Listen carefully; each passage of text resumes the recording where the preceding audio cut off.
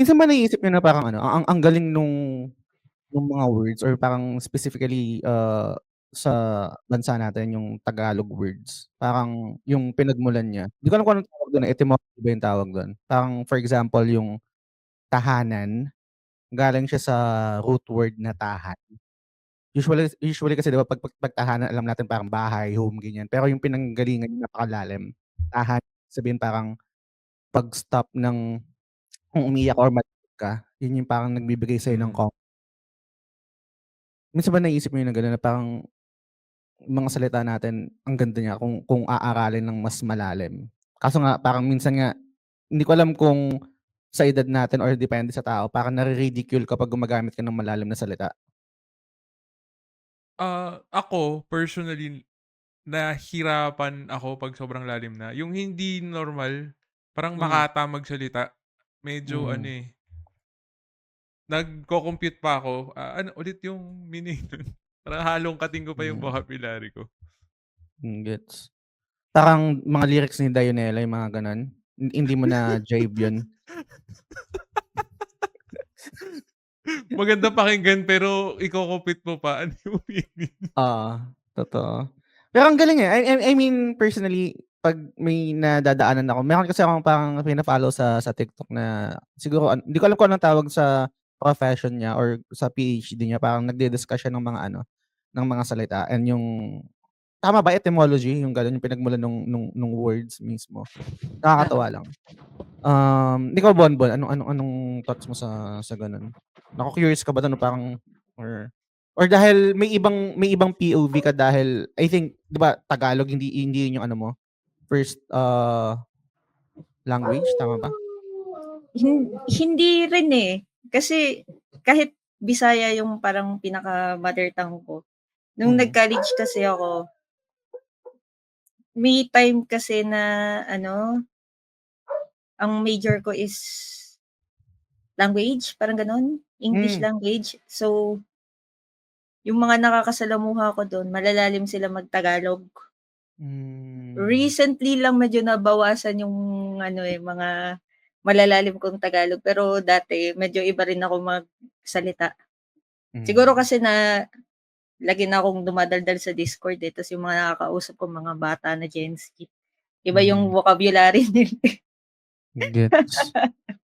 Meron din yung ano, eh, yung word na tinatawag na ano yun, onomatopoeia? Sorry, hindi ko alam kung paano Onomatopoeia? oo, yung parang kung ano yung sound niya, yun yung word niya, parang gano'n. Hmm, Recently parang napakinggan ko sa Cool Pals yung ngongo, parang yun yung tawag dun sa tao na parang hindi makapagsalita ng maayos, right? Or may kung ano man, defect, kung ano man tawag dun. So, parang ganun yung pinagmulan niya. And recently rin, meron siyempre sa bansa natin archipelago tayo, merong, iba't ibang lengwa, dialect, tama tama dialect yun, 'di ba? Sa iba't ibang lalawigan gaya ng sabi ni Bonbon yung, Bisaya, merong ano pa ba, Ilonggo siguro, Chabacano, yung mga ganyan-ganyan. Ang galing lang na parang may kahit nasa isang bansa tayo may iba't ibang dialect. Parang isang example is yung Bayot, 'di ba? Parang ang ang galing, napakagaling. Yun pala yun? Ang dami pang Hindi sinabi. intro yun. Dami pa sa kalye, eh. Ba yun? Hindi, I mean, kasi sa Tagalog, bakla, bading, right? Gano'n yung ano niya, Mm. ibig sabihin niya. I would assume na sa ibang, dialect may ibang ibig sabihin, pero alam ko sa Bisaya, tama ba? Bayot siya, tama ba? Or may iba pa siyang ibig sabihin? Bayot, Bayot Bisaya talaga? na bading, bakla, Hmm. ganyan. So kung nagtataka kayo ba't ko nabanggit 'yun, kasi merong bagong segment itong TGS, kung napakinggan niyo yung recent episode ng about anything about ano, parang element of surprise.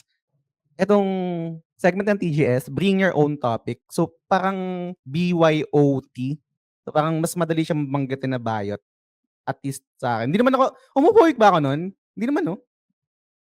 Hindi. Hindi, I don't think, 'di kasi parang kasi yun yung may recall siya tapos parang mas madaling sabihin kaysa BYOT or bring your own topic, bayot na lang. Kasi gano'n din naman, eh, kumbaga parang i-spell mo yung BYOT, kung babasahin mo siya, parang pasok. So, yun na lang yung tawag natin sa segment na 'to. Okey lang ba yun? Or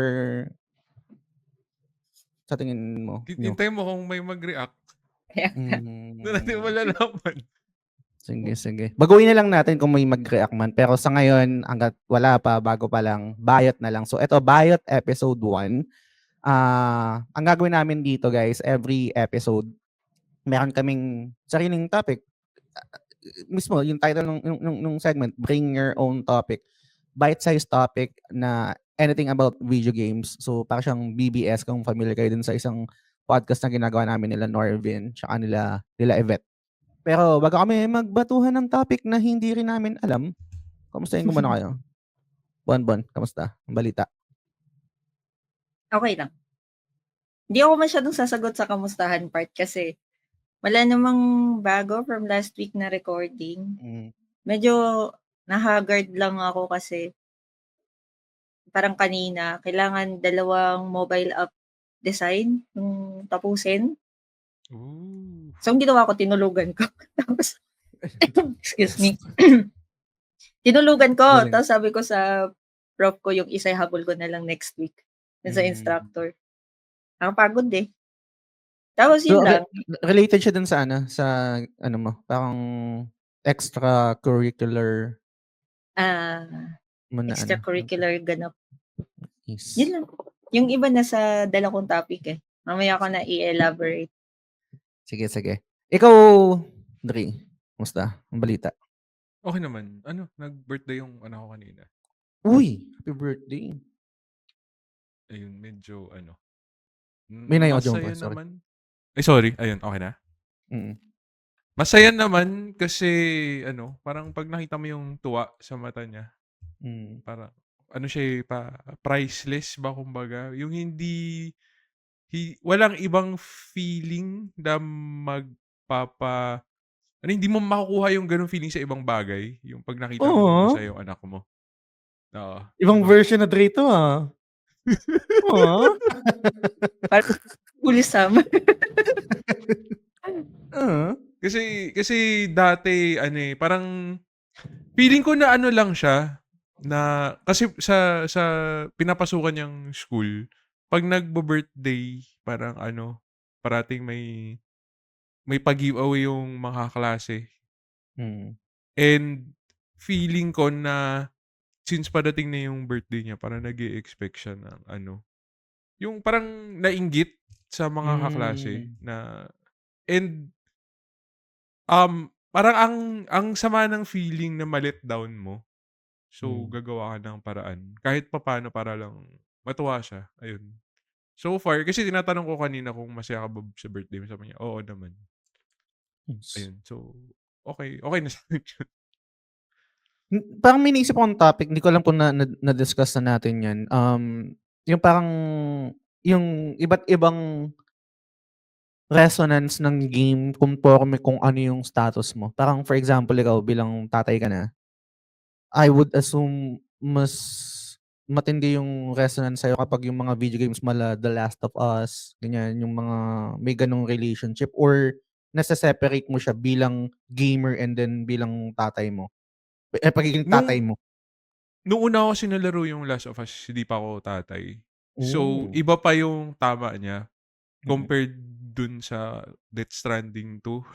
Oh, okey. Yung Okey. yung Tapos mo na feeling ba? dun Teka lang baka ma-spoil hindi ako, pa, hindi tapos mo pa. na ba? Hindi pa. Tapos mo na ba?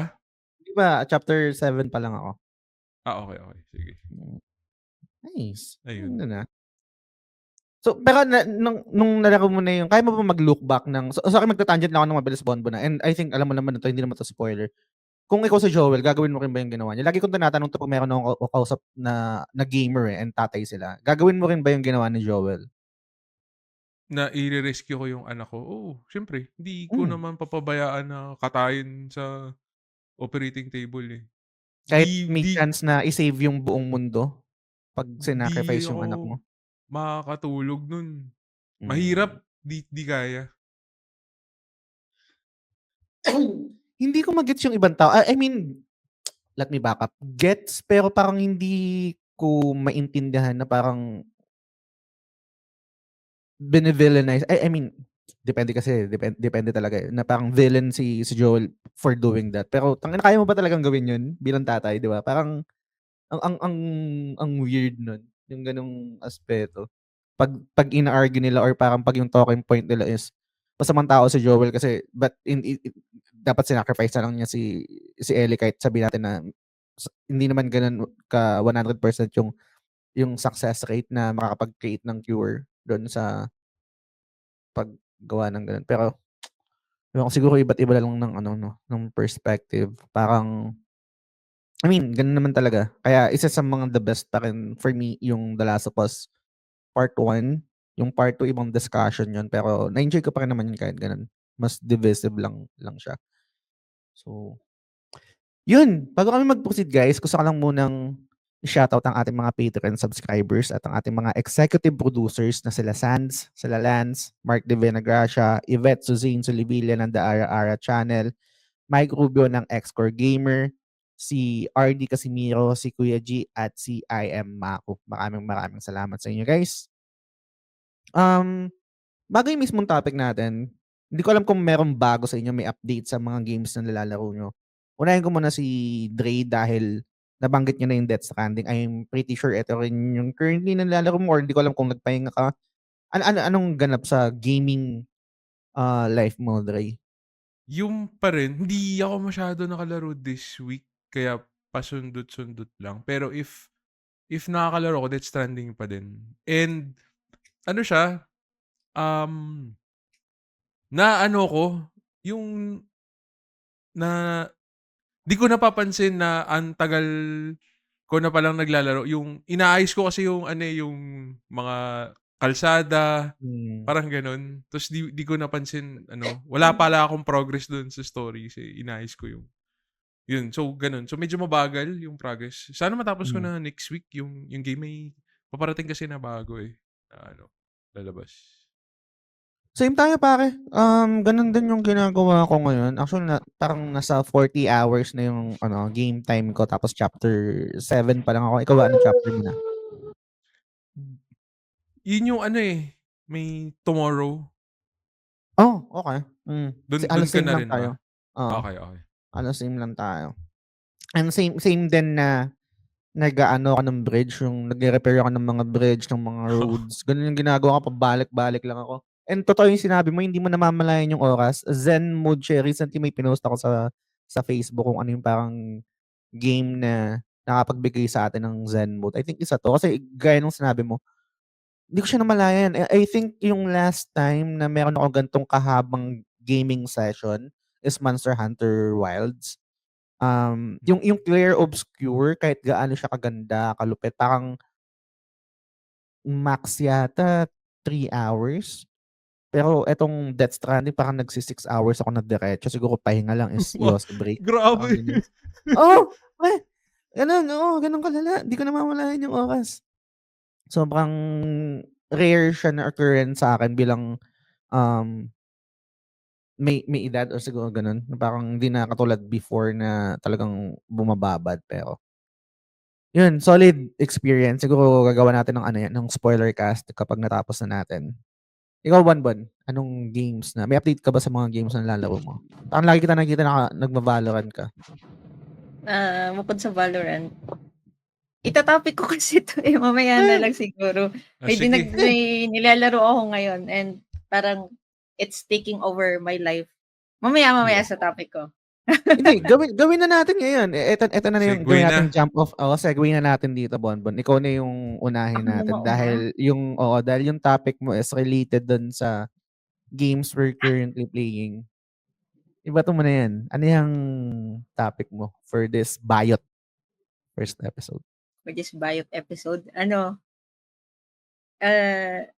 Nung una, feel ko, ayoko siyang laruin kasi ang weird nung concept niya, mga horse girls. If narinig nyo na yung Uma Musume. Okay. Oo. Actually, Yes. pag nagre-record tayo ngayon, naka-run siya sa akin eh. Pindot-pindot lang ako. Medyo tawag yan, oddly satisfying siya. Mm. Kasi parang mix siya ng racing, horse racing na may idol girls, tapos turn-based, madali lang siyang balik-balikan kahit may ginagawa ka puwede mong isabay yung laro. Mm. So ayun, ang topic ko is normal bang magkaroon ng emotional attachment sa mga ganitong laro? Parang emotional attachment, anong level ng emotional attachment? Bigay ka ng senaryo. Hmm. Ano, nalulungkot ako 'pag natatalo yung tini-train ko kasi yung game, ang setup niya kasi trainer ka, tapos yung mga Okey. umamusume, mga parang girls sila na alam mo yung horse racing talaga Oh, pero Hmm. derby ng kabayo, 'di ba? derby talaga siya parang ganyan. Pero mga anime girls yung character, so ite-train mo siya tapos Tumatakbo sila o kabayo sila, nagiging kabayo? hindi O tumatakbo sila as girls, parang track and field na track and running. Hmm. field. Pero Oo, imbis na kabayo, parang taong tumatakbo lang, gano'n? yes, Parang tao. marathon. Oo, ta's ang smooth kasi nung animation 'pag sa marathon. Ngayon yung ano kasi, tawag yun, yung game kasi niya turn-based.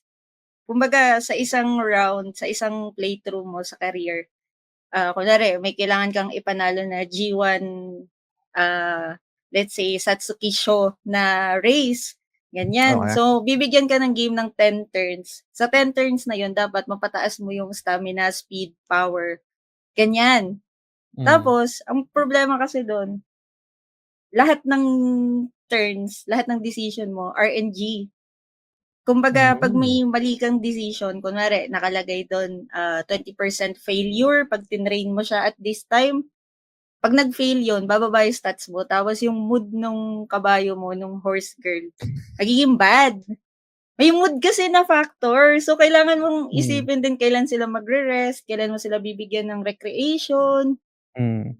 So kung nai-imagine niyo siya sa turn-based scenario, yun lang yung chances na meron kayo para ano, ma-foster yung relationship niyo nung kabayo, gano'n. Tas 'pag ano, 'pag nasa race ka na wala ka kasing magagawa. Like papanoorin mo lang silang Oo. tumatakbo tapos RNG na rin yun. Kumbaga yung game, umiikot siya sa RNG na heavily affected ng stats. Tapos yung Hmm. stats na yun, ikaw yung magte-trade para tumaas yung numbers. Actually, isang beses pa lang ako nakapag-ano, eh, nakapag-good ending. Na Yung na yung na oo, na imagine na mo. na na na nai-imagine ko, pero yung Oo, question mo kasi is about emotional attachment. Ang question ko siguro is, meron bang lore yung mga character dito para ma-attach ka dun na nga ako or papasok. okey, sige, go. Kasi yung mismong game, yung dialogues nung mga umamusume, based siya sa real life horse racing sa Japan. Tapos Okey. itong laro na 'to partnered or may supervision siya ng Japan Racing Association, yung mga derby. Kunwari si ano, si Haru Urara. Ito yung parang sikat ngayon na meme sa Facebook, yung pink girl na Hmm. ano, horse. Kasi 100 plus na race niya wala siyang napanalo. Kaya yung Oh. mga naglalaro nito ngayon, siya yung pinaka-bini-build para at least Hmm. in-game manalo siya. Nanalo lang siya ng race nung nag-retire na siya. Tas may isa pang character dito, medyo nalungkot nga ako nung nalaman ko yung lore behind sa kanya. Si ano, Rice Shower, naaksidente siya sa mismong race tapos right on the spot, ni-euthanize siya. Kasi yung mga kabayo once na Oh, ma-injure sila parang di na daw sila gumagaling, pinapadala na sila sa glue factory, parang gano'n. Glue Factory?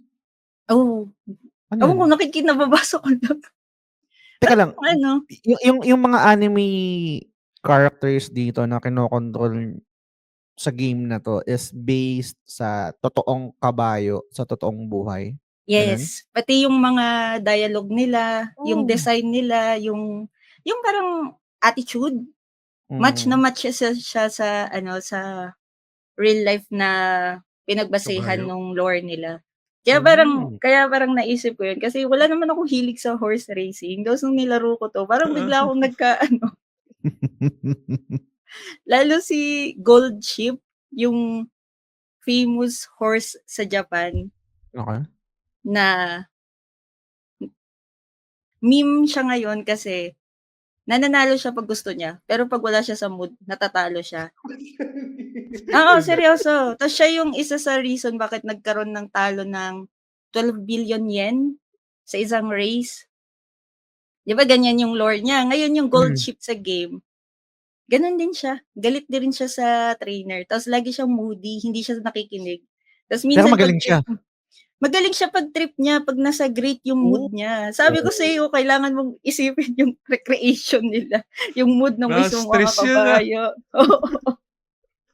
Kumbaga ano yung ano, mga factors na nakakaapekto sa mood nitong mga characters na 'to? kapag sunod-sunod sila nag-train, kapag natatalo sila, gano'n. Kasi may energy bar siya sa taas. So, Hmm. kunwari nakakalahati mo na yon tapos gusto mong i-gamble na turn ka ng training. Mm. Ilang beses nangyayari sa'kin yun, eh, nagfe-fail siya ta's nagiging bad yung mood nila. Kasi 'pag pinasok mo sila sa race ng bad mood sila, Mm. 'di sila nananalo. Which Hmm. is gano'n din daw sa totoong horse racing kapag wala sa kondisyon yung kabayo, natatalo siya. So Isa? so so sobrang weird kasi di ko in-expect na nagkakaroon ako ng hilig ngayon Oo. sa mga kabayo. Pupunta ka na bang Santa Ana? Tataya ka na. Hindi pa naman. May ano ba 'to, Bonbon, may gacha elements itong game na 'to maliban dun sa sinasabi mo na parang randomized, meron ba siyang gacha na parang magpu-pull ka ng kabayo or ng character? Meron, Meron. magpu-pull ka ng characters kaso medyo generous sila ngayon, eh, kasi siguro kaka-release lang. May Hmm. anime din 'to, maganda nga din daw. Ito nga So, nakita ko sa may, Uma Musume, ito yung Pretty Girl. pinag-uusapan namin ni MC nung isang araw sa Messenger kasi siya lang Hmm. yung nakita kong parang may alam nito. So, parang sabi ko sa kanya, oddly enjoyable siya kasi once na mag-first place yung kabayo mo, meron siyang cutscene na nagko-concert sila. Alam mo yung mga ano, parang Love Live na concert, mga Japanese idols na sumasayaw-sayaw ta's Hmm. kumakanta. May gano'n yun, naka-reserve siya per character whenever na mag-first place sila per tournament. So, Nice. kinokolekta rin yung mga yun. Binibihisan din ba 'to or may mga ganitong aspeto ba yung game? Cosmetics. Wala pa Cosmetic? siyang cosmetics, eh. Parang Oh. ngayon, ang gacha niya lang talaga yung mga support cards. Hmm. Kasi kailangan mo An yun, eh, para ano, ma-buff yung character. ma-pay to win ba siya? O hindi Hindi, naman? hindi pa ako gumagastos. Kaya siyang i-farm. Tapos ano, kahit may ginagawa ako, nalalaro ko siya kasi iniiwanan ko lang nakabukas. May energy ba 'to? Wala? Meron, pero mabilis lang siya mag-ano, mag Replenish? mag-replenish. Kaya nga parang ano, siguro kasi kaka-release niya lang nung earlier ng first week ng July? Basta nito lang Hmm. kaka-release niya lang, eh, kaya siguro sobrang generous nila. Tapos puwede kang mag-pull ng mag-pull kasi ang dami nilang binibigay na ano, currency in-game. Pero more than that, yung tanong ko talaga, normal ba Hmm. ma-attach sa horse girls?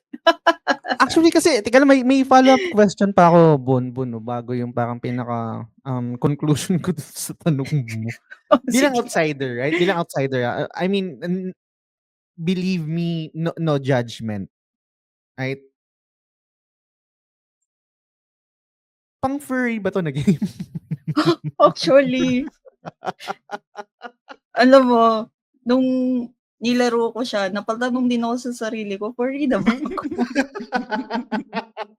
Pero kasi wait lang ha, ang Okey. kagandahan kasi nito, yung Cygames, yung developer nito, Oo. di nila ina-approve yung mga ano, overly sexualized na designs.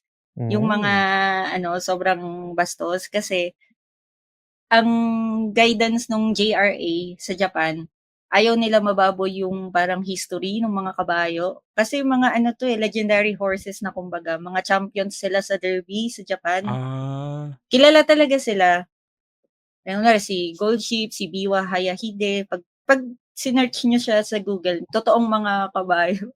Ta's makikita niyo kung ano yung kulay ng design nila, kung may puti dito, gano'n din yung design nila sa ano, sa game. Bawal mababoy yung mga legendary na kabayo pero okey lang yung bukake. Ba't parang weird? Ano yun? Ano yun? Saan galing yun?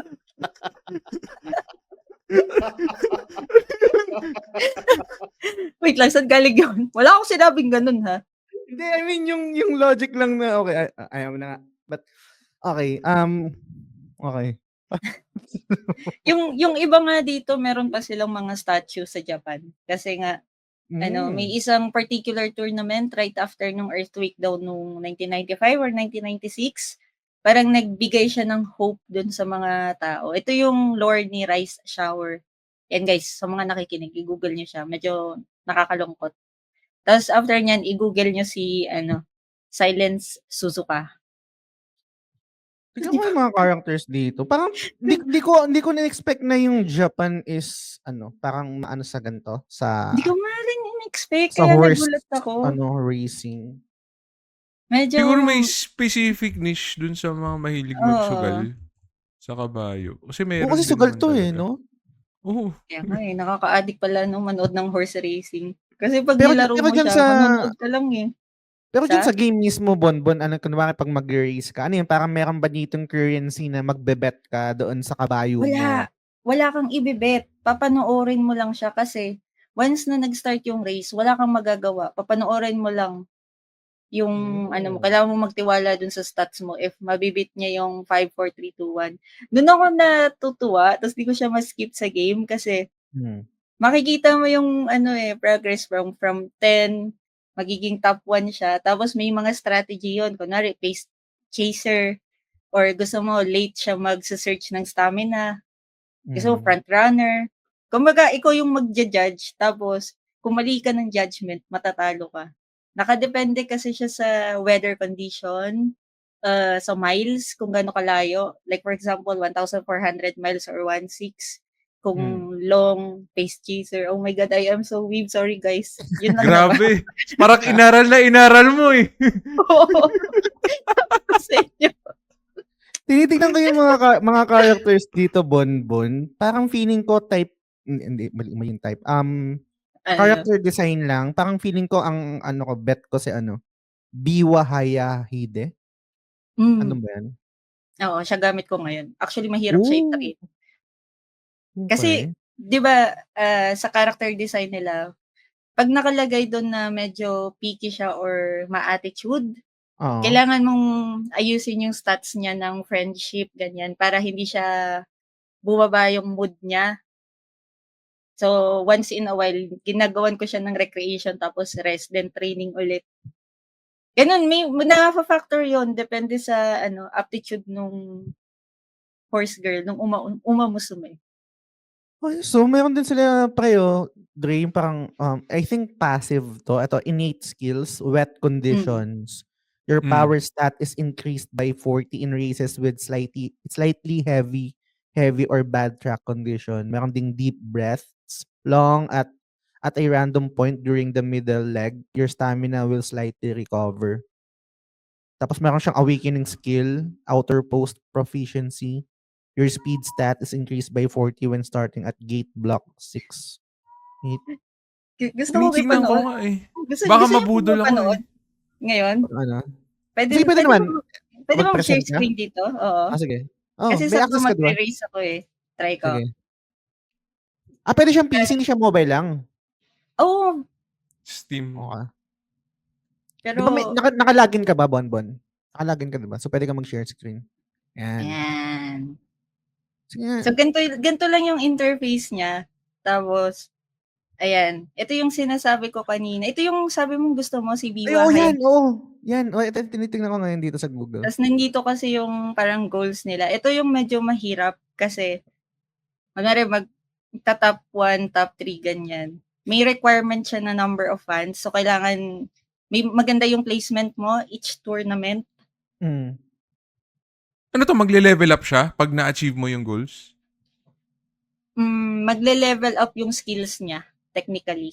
Ah, Wala silang okey. ano, eh, parang level 1, level 10 ganyan. Pero madadagdagan yung skills tsaka, potential, parang gano'n. Ano 'to 'no, Tas single player lang?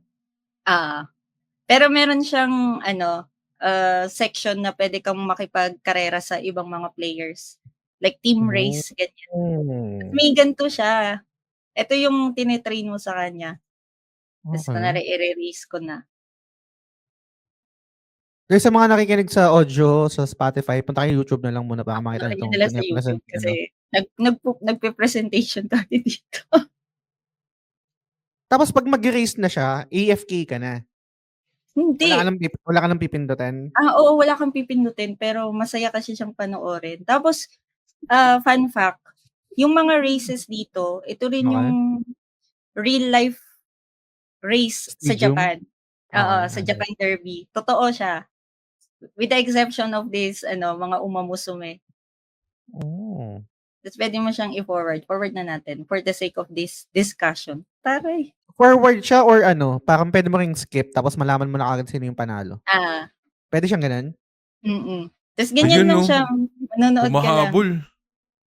Ta's Baka talo Humahabol, ka. ah. ang ganda kasi ng animation dito. Asan diyan? Eto, Ayan, totoo. yung silver hair. Ayun, Hawakan Ayun, mo. okey. top Second 2. place. Mm. Ta's Ta's minsan kapag wala ka ng magagawa pala 'no, kung talo ka na pala 'no? oo, Mm. kaya dapat maayos yung training mo sa kanila. Ta's minsan 'pag minalas ka may mga parang affliction sa race, kunwari rushed or tawag niyan, wala ng endurance, walang stamina. Nakakabagal yun kaya puwede kang matalo.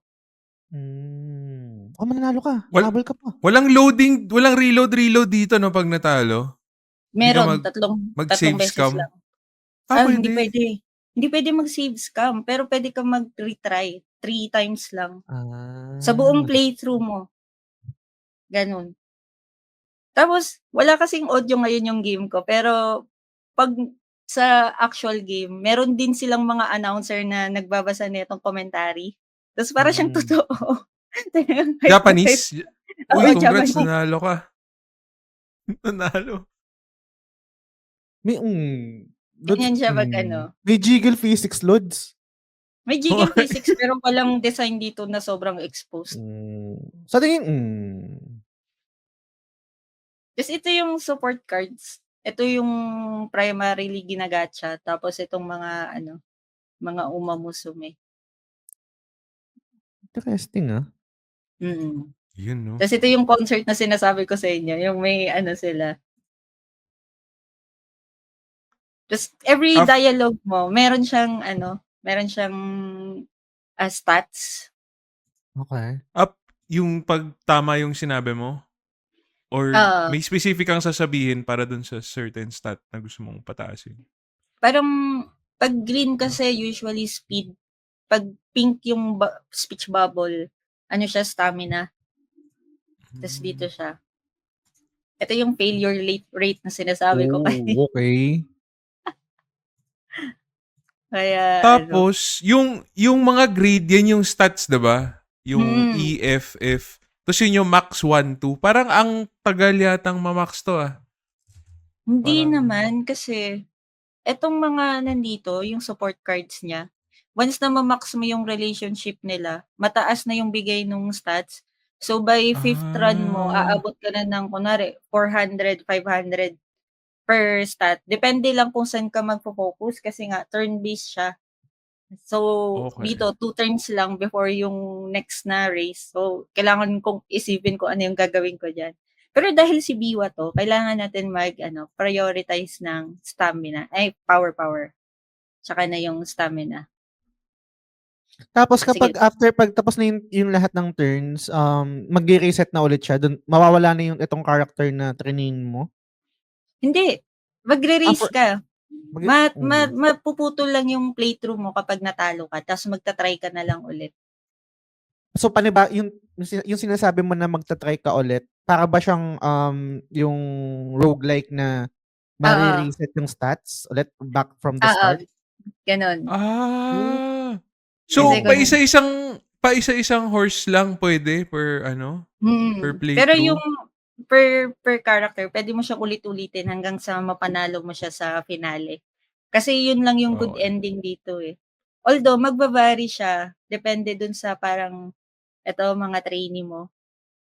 Kunwari eto okey. si Gold Ship, naka-ano na yata ako sa kanya, eh, 5 run. So, kumbaga ano 'yan, may parang story mode for each horse Yes, mangyayari. meron. Okey, Pipili ka lang. na-gets ko na yung attachment kasi parang ano, eh, bubuhatin mo talaga, eh, from the start. Hmm. Oo. So, ma-invest ka dun sa story niya. Dito kasi yun, eh, maano mo siya. Tas kunwari mag-fail ka sa isang run nung, hindi kayo nakapag-finale, wala uulit ka ulit sa pinaka-start dun ulit. Magde-debut ka ulit, start ulit, train. Tas naka-6 na ako dito hindi pa ako nananalo sa kanya kasi sobrang moody nito. Anyways, yun lang naman. So balik na po tayo sa pagre-record ng podcast. Nage-gets niyo na ba't siya Gets parang naman. Oo. nag Gets naman. I think ano, sobrang for ako sasagot ako dun sa tanong mo. Parang I don't think na ano, I mean weird siya.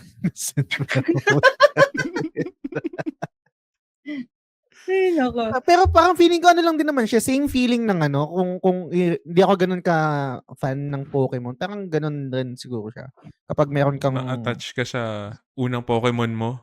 oo, sa unang Hmm, Pokemon mo, lalo na kung meron pang lore yung Pokemon na yun. Pero eto kasi may another layer siya nung ano, sinasabi mo na, based siya sa totoong oo. kabayo. So, meron siyang,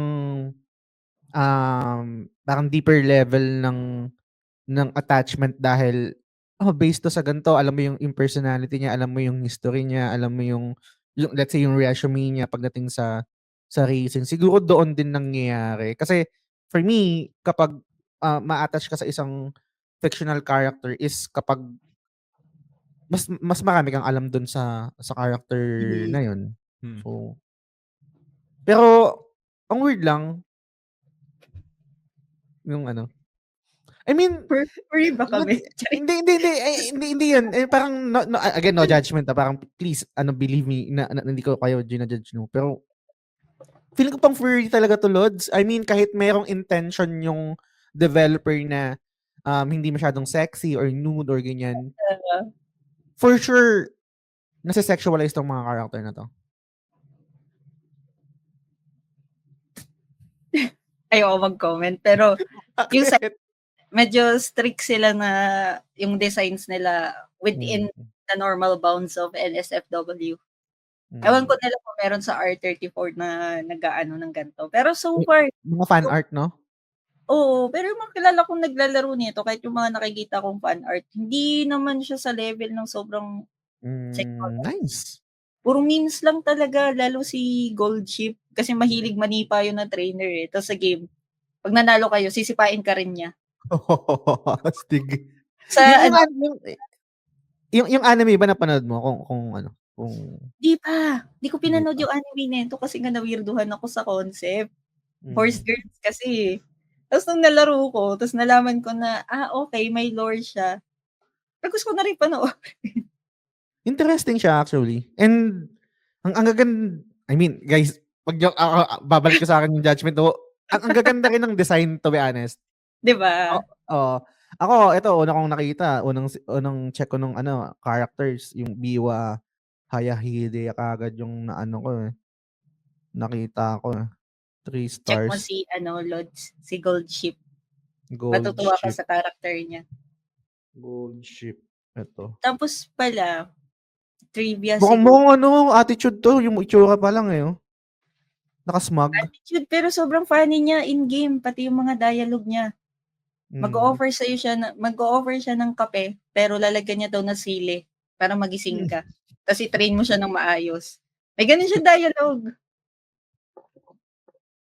Tas yung isa pa lang trivia dito, may mga canon events kasi yung lore nung mga horses, tas Ah, nangyayari din siya sa game. Kunwari, si Biwa Hayahide, hindi niya mako-complete yung Princess Cup, yung 3 G1 races. Mangyayari rin siya endgame. Kasi, sino ba yun? Si Rai Shower yata yun. May canon event na matatalo siya sa isang tournament. Tapos pag nag-enter ka doon, matatalo talaga siya. Kahit maganda yung stats mo. May mga ganun. Ang lalim mo na dyan, Bonbon. Oo nga eh. Parang lulong na siya eh. Di ba? Alam mo yun, nagkatrabaho ako, naglalaro ako neto. Nasa meeting ako, naglalaro ako neto. Pag ako matulog, naglalaro ako sa cellphone. Lala. Diyos ko. Pero good shit. I mean, interesting. Nice. Masaya Okay siya, siya. masaya. Nakikita ko yung appeal. Siguro kapag mahilig ka sa simulation, tapos gusto mong mag-collect ng mga cards, mahilig ka sa turn-based, tsaka dun sa mga parang roguelike elements na isang playthrough lang, swak na swak to sa'yo. Lalo, plus points kapag mahilig ka sa mga idols na J-pop. Ayun. Tsaka character building rin siguro. Kasi parang malaking factor yun dito sa sa game. Sa nakikita ko. But anyway, may gusto pang sabihin, Dre, Bonbon, bago tayo mag-proceed sa next Ako topic. lang siguro nakarelate ako in terms of na-attach sa characters. Siguro sa i-compare siya sa Fire Emblem, yung Three Houses. Kasi maka-interact mo yung mga students, then malalaman mo yung story nila. Tapos parang may magkakaroon ka na ng favorite characters na gagamitin sa battle. Parang ganun siya. So, para may bias ka kung sino yung gusto mong gamitin. Parang ganun na ko yung attachment. Ganun ko siya na-relate. Nice. Ayun. Na-validate ba yung mo, yung feelings mo, Bonbon? Validate naman, pero more than that, ang tanong ko sa sarili ko ay, do I need therapy now? Medyo malala na yung pagka-attach ko sa kanila. Mga 2D girls lang naman to, pero minsan nalulungkot ako pag natatalo ako sa race. Hindi ko pa naman naiyak. Wala pa naman ganun parang tumulong luha sa'yo. Wala pa naman ganun. Wala pa naman. Yun, So pag far. ganun, update mo kami, yun, kailangan therapy na siguro. Ay, nako. Lala. Very good shit. Shoutout sa'yo, MC. Ikaw lang kilala ko din naglalaro nun, tsaka si Bonbon. Kaya nga gulat nga ako. Kita ko sa Facebook, nag-share siya. Sabi ko, uy, enjoyer ka, no? Man of culture. Anyway, good topic. Bonbon, thank you. Nagulat kami dun. Totoo. Nagulat. Pero good. I think good discussion kasi hindi rin ako familiar dito. I mean, nakikita ko siya and gaya ng sabi ni Bonbon kanina na share sa sa GC ng ng mga Patreon ng TGS. So, good shit.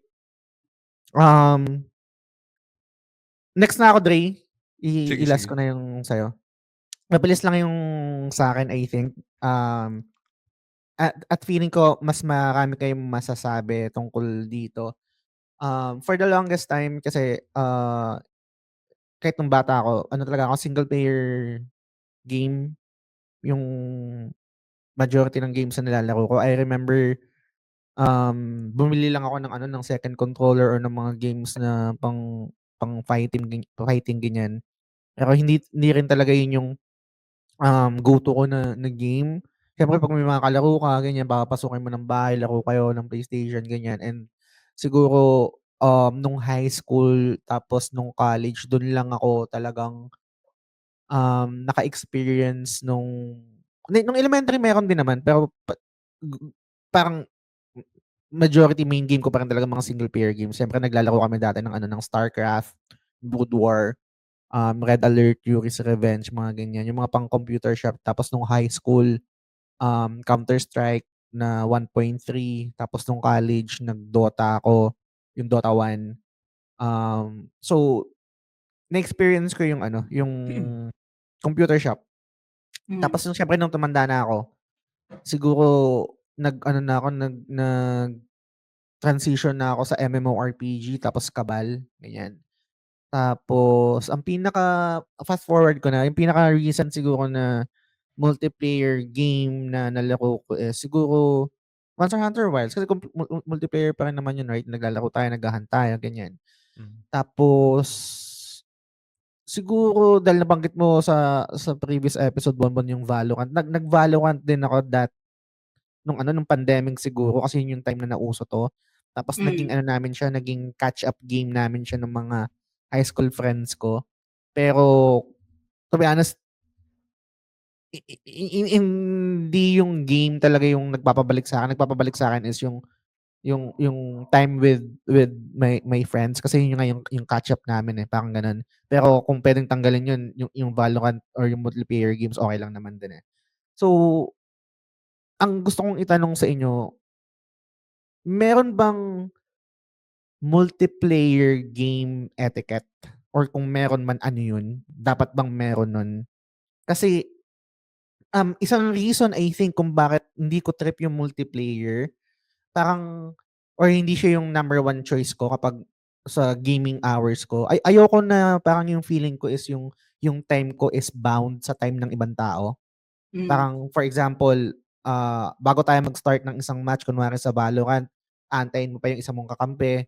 Tapos, "Ay, wait lang, ganyan, ganyan." Meron pa yung, "Wait lang, magtitimpla muna ako ng kape." Yung parang gano'n. Wait lang, bibili muna ako ng wait lang." Ang daming parang ano, ang daming, bulolyaso, ang daming iisipin, kunwari na-disconnect, ganyan. So, yun yung isang reason na unlike kapag naglalaro ako ng single player game, oras ko, hawak ko, ano mang gusto kong gawin, puwede akong mag-stop kahit kailan ko gustong mag-stop tapos wala akong iisipin, "Hala, nakakahiya naman sa mga kalaro ko, magli-leave ako, hindi na sila complete, hindi na sila parang party or hindi na sila 5, wala na siyang hindi na kami duo," parang ganyan. So, gano'n. Gusto ko lang malaman sa inyo kung may experience kayo sa hindi lang sa competitive side, kahit yung ibang multiplayer games na nalalaro niyo. Meron ba dapat parang multiplayer game etiquette? At kung meron man, ano yun sa tingin niyo?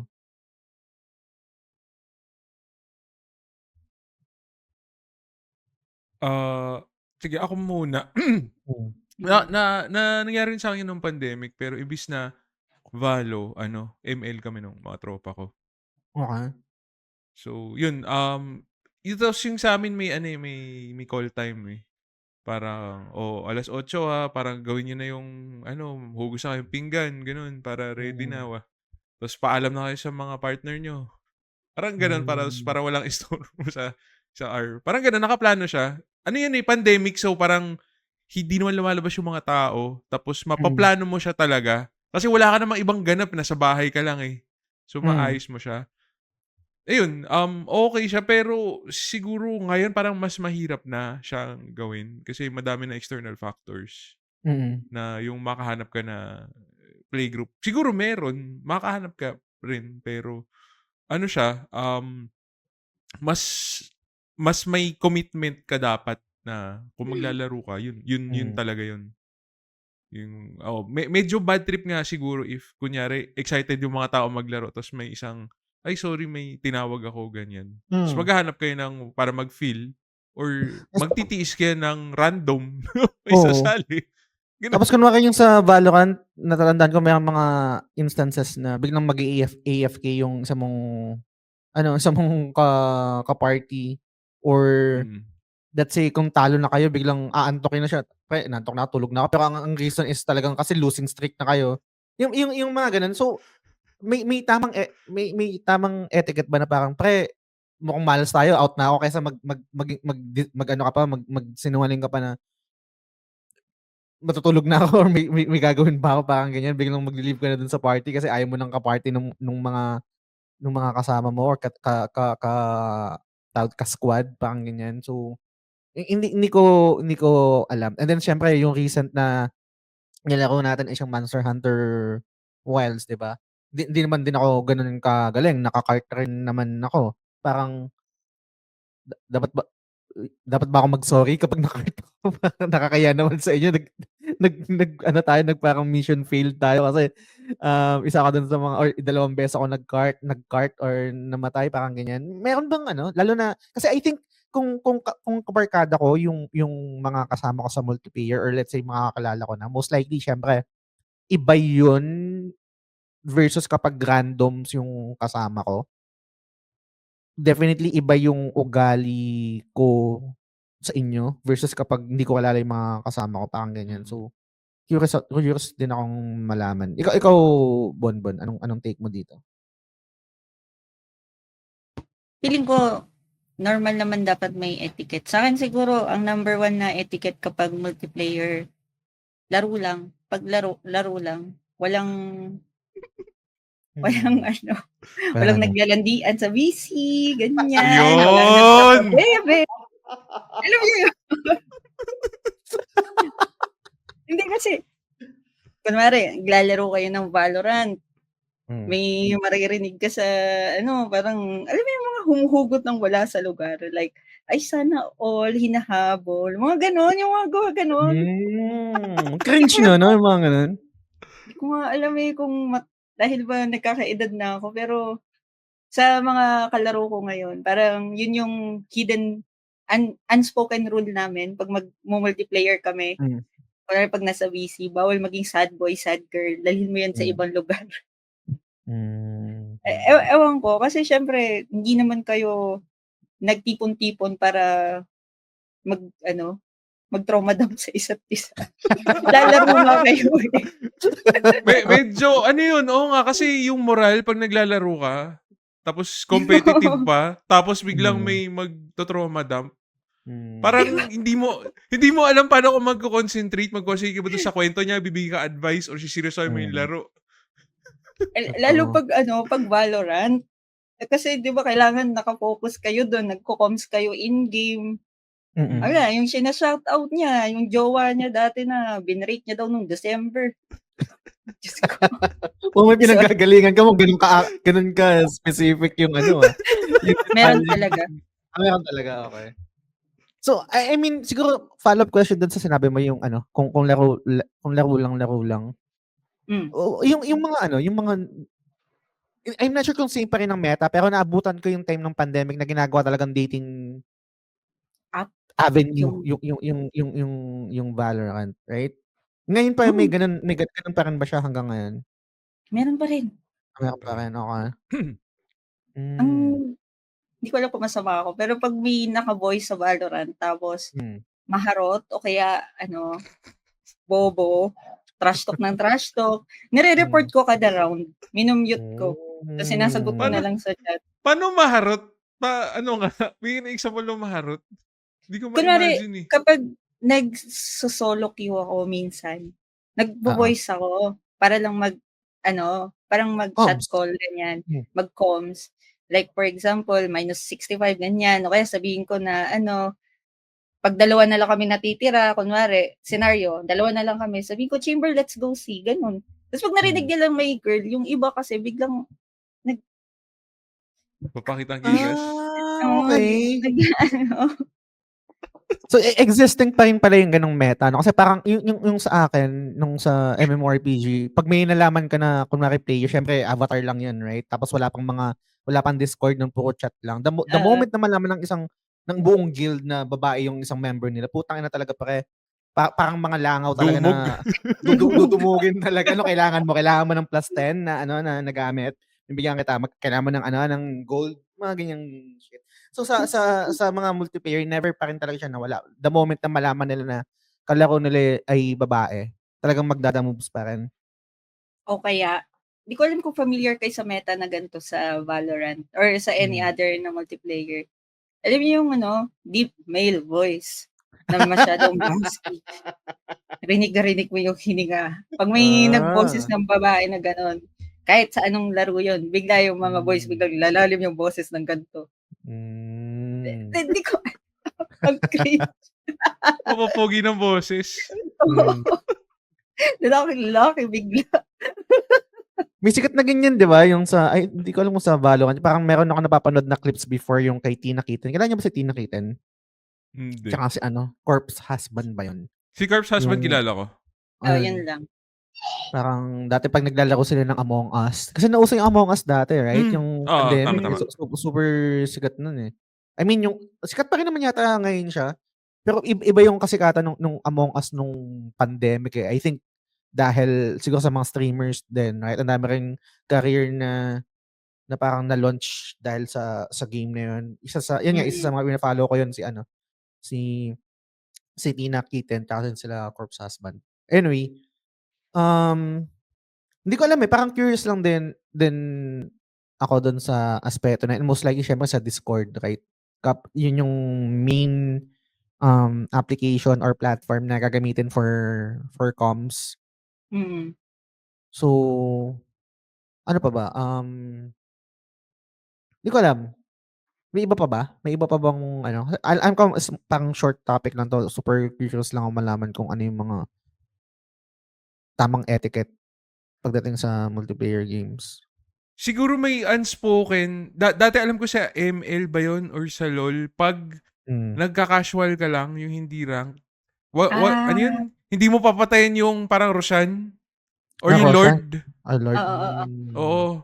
Kasi minsan pag yung mangkukupal ka, yung ano yun, yung panalo ka na nga, tapos maglo-lord ka pa, tapos magko-comment na yung mga tao parang, oh, ano ba try hard? Ano lang to, casual lang to, ganun. Tapos yun, magagalit na yung kalaban. Parang bastos daw. Kumbaga yung etiquette pag ganun. Parang kunwari sa basketball, Dre, yung parang pag tambak na yung kalaban, dadakdakan mo pa. Parang ganun ba yung ibig sabihin nun? Parang ganun yung feeling eh, oo. Okay. Parang dudurugin mo lalo yung moral. Okay kung ikaw siguro yung nanalo, pero pag ikaw yung nasa receiving end nun, medyo hindi nga maganda yung feeling. Tapos kung casual lang, kasi usually pag casual, pa-practice ka ng hero mo. Tapos gaganunin ka, di ba? Parang bad trip. Totoo. Pagdating sa trash talk, kasi, I mean, depende sa generation, I think, and depende rin sa kinalakihan mo na na environment. Kung laking comp shop ka, siguro baka nadala mo yung pagiging ganung ugali. Ngayon ba mas hindi na, paano ba i-articulate to? Hindi na tino-tolerate ng mga tao yung ganung ugali sa multiplayer games. Na parang wag mong dalhin yan dito, kumbaga parang magta-trash talk ka or yung squatting ka. Kasi I would assume kunwari siguro nakukuwento minsan or ina-assume ko lang kunwari sa LOL baka ganun pa rin yung mga Pinoy, trash talker pa rin, kunwari si Bey Ian. Shout out. Or totally mas tame na siya ngayon. Anong thoughts niyo doon? Kasi wala akong idea. Sa Valo, alam ko may diba? May auto-mute. May Ma-warning ka. Pag Mm-mm. pag nagsabi ka ng profanity or parang racist stuff, matik ka nun, mute ka. Di ka makaka-chat, di ka makaka-comms. Ang pinakamatagal is 1 month. Wala kang chat. Lala. Oo. May kilala ko na ban ng ganun eh. Kasi pag na-report ka nga ganun. Paano yung review process nun? What if parang ginagamit na ng irresponsible yung pag-report? May tamang review process naman yung Riot or ibang games pagdating sa ganyang pag-report ng abusive players? As far as I know kasi, yung first instances nila, AI yung nagmo-moderate. May Okay. mga keywords na sila na na madedetect ng system na once tinype mo yun sa chat, kunwari yung N-word, automatic yun, banned ka. Ban. Kahit yata yung sa mga Chinese slang, mga chinchong, ganyan. Oo, Pati yung auto. coding censored na rin sa Valorant eh. Meron Kasi, akong naalala, hindi ko alam sorry, go muna. Tapusin mo yung thought. hindi, sige, ikaw muna. Hindi, inaalala ko kasi yung isang, hindi ko alam kung sa LOL to, yung parang na-ban yata dahil sa emote. Parang grabe naman yun. Oo. Hindi mo masyadong Crush. snowflake yun. Emote nandun nga yun eh. Ay, paano ko ba sasabihin to? Feeling ko kasi, yung mga active gamers ngayon sa mga multiplayer na competitive, medyo sensitive sila sa trash talk. Lalo sa sa LOL, sa Valo, ganyan. Kung nasa pro scene, yun ba yung sinasabi, pag nasa pro scene Hindi, sila? kahit hindi yung pro scene, kahit yung mga ka-level lang natin, ganyan. Kasi kapag Dota yan, feeling ko nagbabardagulan pa rin yung mga tao dun eh, tapos walang magre-report sa'yo. Dito kasi sa Valo kunwari, gamit na gamit yung report. Lalo 'pag kahit trip-trip lang ganyan. Tapos ang dami na rin nilang words na naka-censor, versus dun sa dating panahon na hindi naman gano'n kahigpit. Di ko alam kung nagme-make sense yun, pero sana. Makes sense naman. Pagdating naman sa I mean, ako yung sa TGS merong Discord server, si Bonbon meron din, si Dre meron din tinatambayan. Curious ako malaman kung paano yung sa multiplayer etiquette in a sense na maraming tao. Paano yung, let's say kunwari, paano ko i-articulate to? Kasi siguro may specific game na hindi kayo lahat makaka-join. Hindi kayo lahat makakasali sa round na to. May tamang way ba na parang okay, next game ako, or parang hindi ka pwedeng makasali dito kasi parang ito yung squad na kasama ko for the whole session, parang ganyan. Pero dahil nasa isang community kayo, dapat ba meron kang passive na tangina hindi ako makaka-join dito kasi kumpleto na sila, eh. Or let's say kunwari sa Monster Hunter Wilds, yung parang may na-disconnect lang, may sumali kaagad na isa. Di mo lang muna nagtanong na tangina, kumpleto na ba kayo? Di Loko ba ka. may ganun, eh? Loko-loko to. Kanina pa to tsumatsaan, eh. Hindi, di ba pasok siya sa etiquette, right? Na parang meron kang tatanungin mo, di ba? Kasi may unang naglalaro, eh. Tapos meron na parang, or let's say, kakapasok mo pa lang dun sa VC, kakapasok mo pa lang dun sa, anong tawag dun sa sa Monster Lobby. Hunter Wilds? O sa lobby.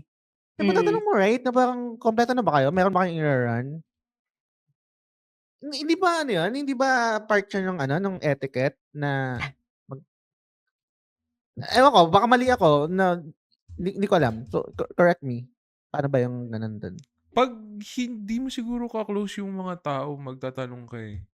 Pero pag kunyari araw-araw mo nakakalaro, pag nagyayaan tapos parang, "Ay puno na kami." Parang may understanding na, "Okey sige, next time na lang." Parang gano'n. Pero kung di mo kilala tapos parang bagong sali ka tapos bigla kang sumulpot na gano'n, medyo para sa'kin parang dapat may certain etiquette muna na papaalam ka. Oo. Ikaw, Bonbon? Actually, sa amin kasing ginagawa namin, salitan, ganyan, kumbaga. Lalo kunwari Valorant 5-man team, 'pag aalis yung isa ganyan, may papalit yung kasunod.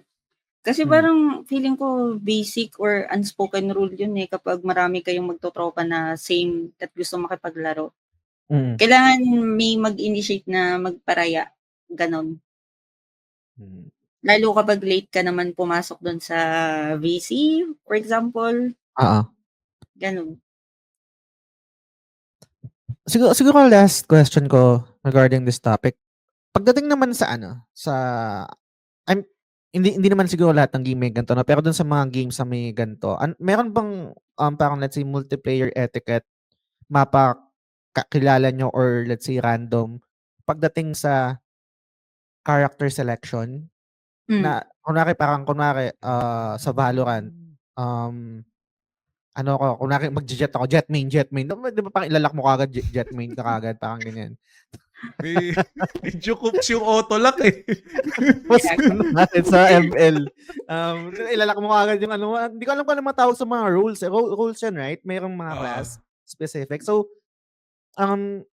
ano yung tamang ganun, ang tamang etiquette naman sa ganun, mapakilala nyo or hindi? Kasi meron for sure meron din kayong mga na-experience sa ganun kung random siyang nakakalaro nyo.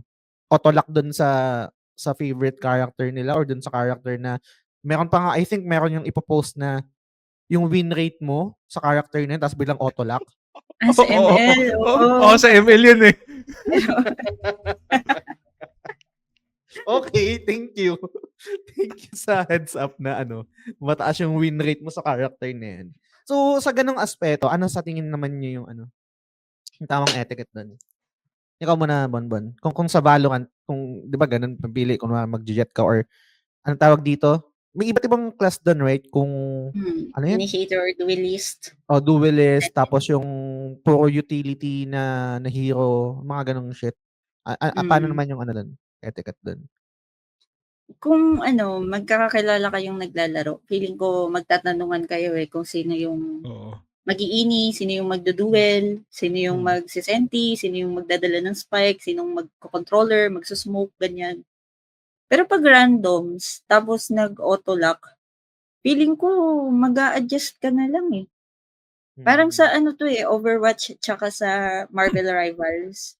Kasi yung mga Okey. tao dun auto-lock duelist, lalo sa competitive.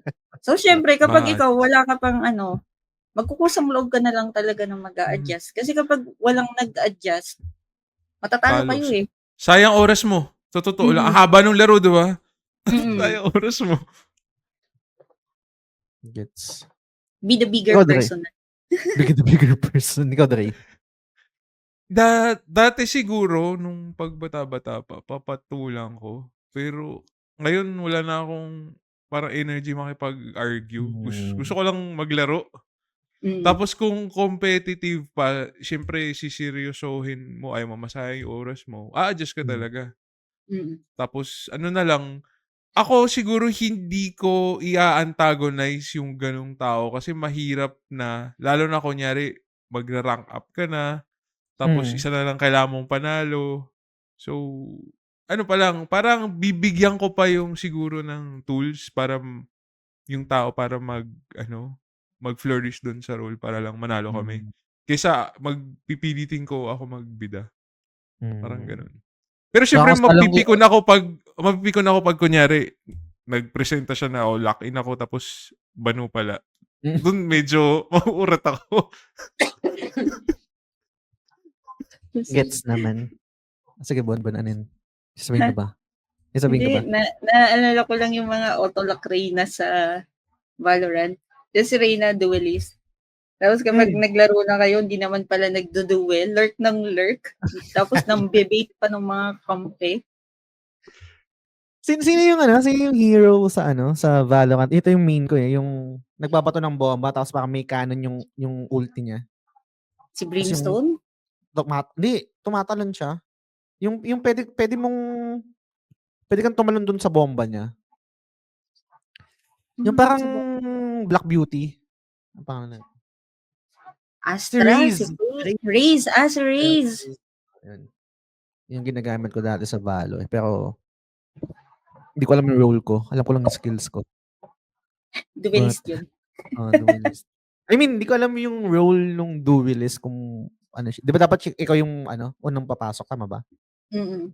Dun sa Clash. But anyway, yun lang yung topic ko. Siguro sa Monster Hunter Wilds, mag-basta hindi,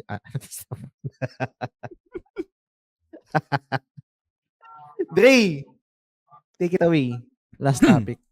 Bato-bato. Ayun, sige, so medyo na-hype kasi ako nung napanood ko siya. Okay. Baka may idea ka na dito, Josh?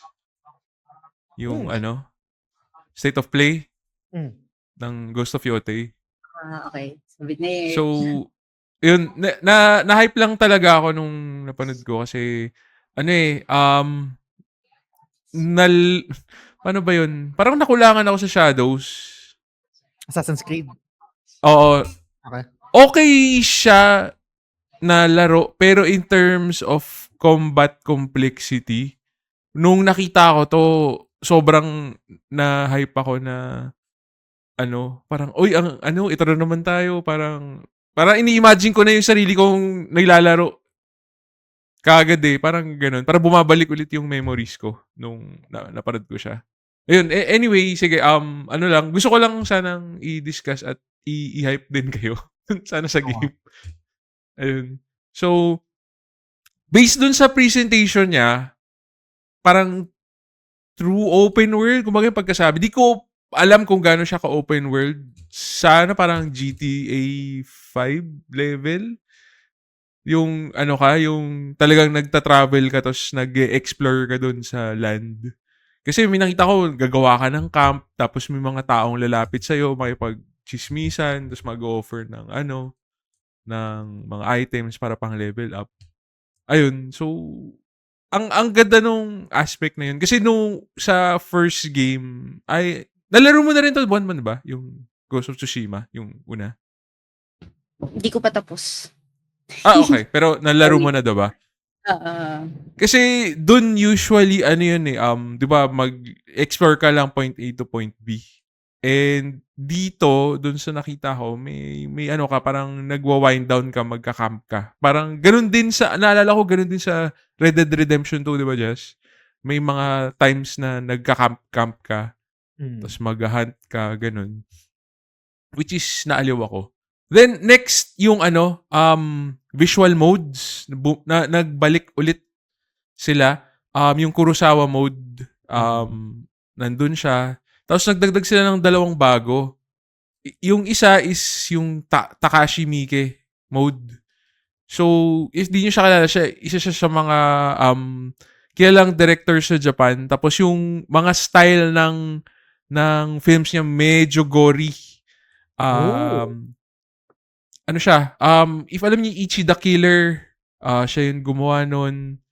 Tapos yung 13 Assassins din yata. Basta sobrang dugo sobrang gory nung mga movies niya. Alam ko nag-horror din yata siya eh. Hindi ko na maalala yung sobrang dami na niyang movies na nagawa. And yung Takashi Miike mode, siya, parang ganun, magiging super gory yung game. Sobrang daming dugo, may malalang dismemberments, tapos may yung maputik-putik daw eh. So if mahilig kayo sa ganun, feeling ko matutuwa kayo. Pero yung pinaka-excited ako, yung Watanabe mode. Ito yung director nung Cowboy Bebop, saka ng Samurai Champloo. So sila, nag-work together sila doon sa director. Tapos yung mode niya, siya, lo-fi mode. So, ibig sa pag naglalakad ka, yung traditional Japanese music, lo-fi yung nagpi-play habang nag-explore ka. And mahilig ako makinig sa lo-fi, lalo na dati nung nagtatrabaho ako. Yun yung parang go-to music ko para maging in the zone. Kasi walang distractions na kakanta kang lyrics.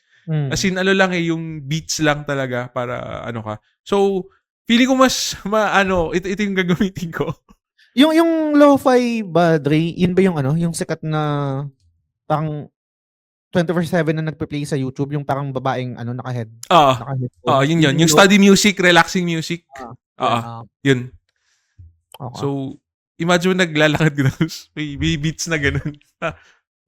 So, ayun. Yun yung isa sa mga reasons na na-excite ako. Tapos, mabalik tayo since alam ko na na-discuss natin ito nung in-announce siya, madaming flack na na-receive dahil babae yung bida, diba? And okay, hindi naman okay. Siguro nagpe-play doon yung nakita kong gameplay kasi siya, medyo malambot yung character. Tapos if natamaan ka, may chance na malaglag yung weapon mo. So, siya, parang kahit pa paano nagpe-play in din yung role na babae yun gamit mo. Siguro mas siyempre in terms of strengths, tapos makikita mo kasi malaki yung samurai na kalaban mo, tapos mas malaki yung weapon niya, tapos espada lang siguro yung gamit mo, or alam ko may mga spear din eh. So, siguro may konting realism na may chance na malaglag mo talaga yung weapon, which is, I think, kudos dun sa kanila. And, ang pagka-mention dito, hindi siya samurai and hindi rin siya ninja. More or less, parang lumaki siya sa streets. Parang ganun yung dating. Tapos nakuha lang niya yung skills niya dun. So, di siya formally trained in terms of magiging na totoong samurai siya or ninja siya. So, parang inaral lang niya. Tapos, din to, revenge story yung sa kanya pagka-frame. So, parang, naubos siya yung angka niya. Tapos, yun yung, niya, parang hanapin niya yung mga pumatay doon sa pamilya niya. And, yun, in-enable niya yung sarili niya para maging ghost, kumbaga. Ayun. And isa pa dito na na-excite ako is sa Ghost of Tsushima, di ba may stances? Papalitan mo yung stance depende sa kalaban na gagamitin mo. Dito, madami ka ng array of weapons. So, may sword, katana, may dual katana, meron kurigasama. Tama ba yun? Yung parang yung scythe na may chain. Yung Tapos, Eureka. meron ka din spear. Tapos, meron ka mga baril. And, meron ka pang isang malaki, Nodachi, yung mahaba, parang Sephiroth. Yung espada. And sabi nila, depende sa kakalaban mo, may specific weapons na weak sila. So, magpapalit-palit ka talaga siya ng weapon. So, ayun. So, feeling ko dun nila change from stances to different weapons. So, mas madaming flavor. Then, ayun. May comments ba kayo bago mag-proceed dun sa ibang? Ako dun muna sa umpisahan ko dun sa tawag dito, nabanggit mo ng mga modes. To be honest, nung nilaro ko kasi yung ay hindi ka lang, mag-disclaimer muna ako. Hindi ko pinanood pa yung yung State of Play, yung Okay. trailer. Pero meron akong mga nakikita lang sa Twitter, sa feed ko ng mga updates. Pero yung buong video, hindi ko siya pinanood kasi sold na ako dito sa game, naka-pre-order na nga ako sa Orange app. Sayang kasi may 1,000 parang voucher, so malaking discount. Ay, So, wow! Okay. Sige. Sayang din kasi ang mahal kasi niya parang nasa 3+. So, ginamit ako ng voucher parang nasa 2+, na 2.5 ganyan or 2.3, mga ganyang presyo. But anyway, pag sold na ako sa isang game, not unless talagang kailangan panoorin para gawan natin ng reaction sa podcast, hindi ko pinapanood. So eto, itong Ghost of Yotei, hindi ko na siya pinanood kasi auto-buy na siya sa akin. But then again, yung nga may mga nakikita ko. I think yung dun sa, mag-comment na ako dun sa sa nabanggit mo yung dun sa mode.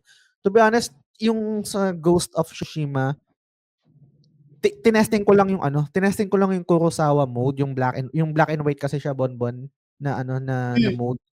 Pero hindi ko rin siya ginamit all throughout my gameplay kasi parang nasasayangan ako dun sa ganda nung foliage, nung environment nung Tsushima, yung colors niya, kung hindi ko siya gagamitin ko siya ng black and white. So parang nag-revert ako dun sa sa original mode niya.